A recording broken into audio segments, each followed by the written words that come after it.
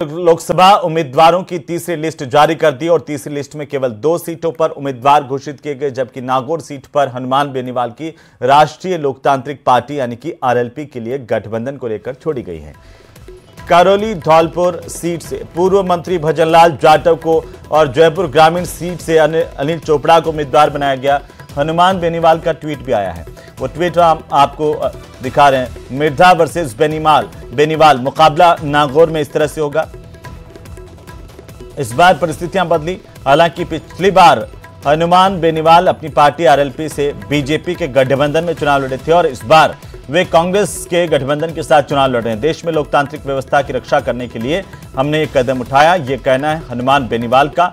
कांग्रेस अब तक 3 बार में 17 सीटों पर अपने उम्मीदवारों का ऐलान कर चुकी है। 2 सीट गठबंधन को लेकर के राजस्थान में छोड़ी गई है, सीकर और नागौर। अब 6 सीटों पर उम्मीदवारों की घोषणा होना बाकी है। हनुमान बेनीवाल खुद प्रत्याशी हो सकते हैं साझा कांग्रेस गठबंधन के और आरएलपी की तरफ से। तो साथ ही साथ ये भी चर्चाएं हैं कि इस सीट पर हनुमान बेनीवाल अपनी पत्नी को भी उतार सकते हैं। नागौर सीट पर कांग्रेस और आरएलपी के बीच में समझौता हुआ है, इसे लेकर कांग्रेस ने गठबंधन के तहत ये सीट जो है वो छोड़ी है। यहां पर आरएलपी के प्रतिनिधि के तौर पर प्रत्याशी चुनाव लड़ेंगे। तो वहीं लोकसभा चुनाव से पहले बीजेपी का कुनबा लगातार बढ़ रहा है। पूर्व वायुसेना अध्यक्ष राजेश कुमार सिंह भदौरिया बीजेपी में शामिल हो गए। दिल्ली में बीजेपी मुख्यालय में पार्टी के महासचिव विनोद तावड़े और केंद्रीय मंत्री अनुराग ठाकुर ने उन्हें पार्टी की सदस्यता दिलाई है। सूत्रों के मुताबिक राकेश कुमार सिंह भदौरिया को बीजेपी गाजियाबाद से उम्मीदवार बना सकती है।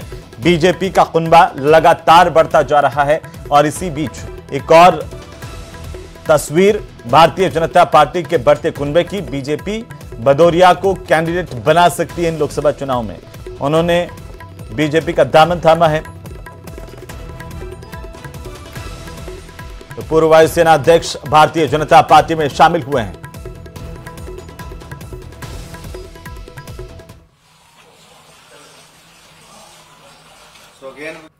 Air chief marshal Rakesh Kumar Singh Bhadauria और वरप्रसाद राव तिरुपति के ऐसे 2 मान्यवर आज भारतीय जनता पार्टी ज्वाइन किए हैं।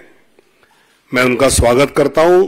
एयर चीफ मार्शल भदौरिया साहब 40 साल की अपनी सेवा में उन्होंने लगभग 4315 आवर्स का फ्लाइंग इस देश की डिफेंस सर्विस में किया है। और उनकी खासियत यह है कि जो आत्मनिर्भर भारत का एक अभियान माननीय प्रधानमंत्री जी की ओर से चलाया गया, उसमें उनकी एक सक्रियता रही। इंडियन एयरक्राफ्ट है, इलेक्ट्रॉनिक्स है, वेपन सिस्टम्स है, इसमें उनका सक्रिय सहभाग भी रहा। एयर चीफ मार्शल आदरणीय आरकेएस भदौरिया जी और हमारे पुराने लोकसभा के साथी रहे वरप्रसाद राव जी, इनका भारतीय जनता पार्टी में दुनिया के सबसे बड़े राजनीतिक दल में आने पर बहुत बहुत स्वागत और अभिनंदन करता हूं। मेरा एक जो भदौरिया साहब, मैं जब आपको वर्दी में देखता था तो हम जैसे लोगों को भी बहुत सारी इंस्पिरेशन मिलती थी। मैं एक फौजी परिवार से आता हूं और देश के करोड़ों युवा एक सुरक्षित भारत की जब कल्पना करते हैं तो नरेंद्र मोदी जी की ओर बड़ी आकांक्षाओं और बड़ी अपेक्षा के साथ देखते हैं। और मैं कहना चाहता हूं, समृद्ध भारत, सुरक्षित भारत और विकसित भारत, ये नरेंद्र मोदी जी के नेतृत्व में ही संभव है। तो वहीं अगली खबर चूरू से, जहां पर लोकसभा चुनाव इस बार काफी रोचक रहने वाले हैं और यहां पर टिकट कटने के बाद बीजेपी का दामन छोड़ करके कांग्रेस का दामन थामने वाले 2 बार के सांसद राहुल कसवां और अंतर्राष्ट्रीय पैरालंपिक खिलाड़ी देवेंद्र झाझड़िया के बीच में सीधा मुकाबला इस बार है। जाट बाहुल्य क्षेत्र है चूरू और संसदीय क्षेत्र में 8 विधानसभाएं हैं, जिनमें 5 पर कांग्रेस का कब्जा है। यहां पर बीजेपी से देवेंद्र झाझड़िया पैरालंपिक खिलाड़ी हैं जो पहली दफा राजनीति के दंगल में उतरे हैं। 26 मार्च को और कांग्रेस से राहुल कसवां 2 बार के सांसद 27 मार्च को नामांकन दाखिल करेंगे। लोकसभा चुनाव को लेकर अभी तक किसी अन्य प्रत्याशी ने भी यहां पर नामांकन दाखिल नहीं किया है। भाजपा प्रत्याशी देवेंद्र झाझड़िया 26 मार्च को नामांकन भरेंगे। अगले दिन राहुल कसवा अपना नामांकन भरेंगे। दोनों ही नेताओं के नामांकन के दौरान पार्टी के बड़े नेता भी शामिल होंगे। तो मुकाबला इस बार चूरू सीट पर बेहद दिलचस्प है। हॉट सीटों में से एक है चूरू सीट।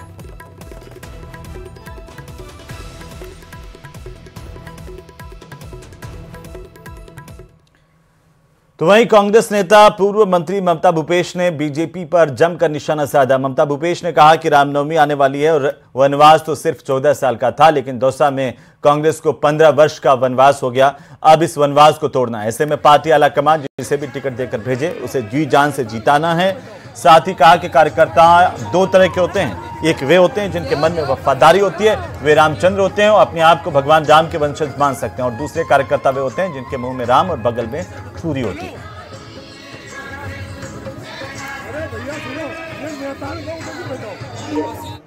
बहुत जल्दी वनवास तो 14 वर्ष का था, अपने यहाँ तो कांग्रेस को लोकसभा में 15 वर्ष का वनवास हो गया। इसलिए आप सब लोग कमर कस लीजिए कि इस वनवास को तोड़ना है और हमें हमारे प्रत्याशी को, जो हमारे नेता